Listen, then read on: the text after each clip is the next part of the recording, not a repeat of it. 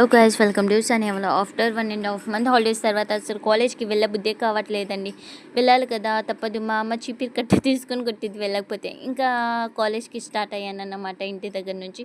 ఇంకా రోజంతా వరకు నడుచుకొని వెళ్ళి అక్కడి నుంచి బస్సు కోసం వెయిట్ చేసి చాలాసేపటి తర్వాత బస్సు వచ్చింది, ఎక్కానన్నమాట.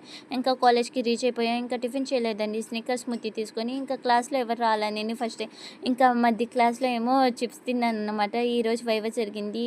ఇంకా వైవా చెప్పేసి ఇంకా బెంచెస్ దగ్గర కూర్చున్నామన్నమాట నేను మా ఫ్రెండ్స్.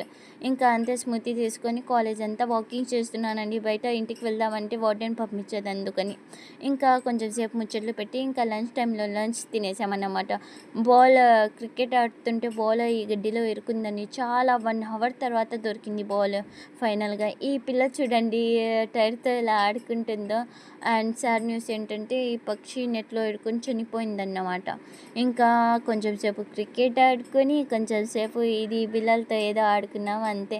ఇంకా ఇంటికి స్టార్ట్ అయ్యానన్నమాట నేను. అలా ఇంటికి స్టార్ట్ అయ్యా. ఇంకా కాలేజ్ దగ్గర నుంచి ఇంటికి పరిగే పరుగు, పరిగే పరుగు. అబ్బో చెప్పలేంలేండి.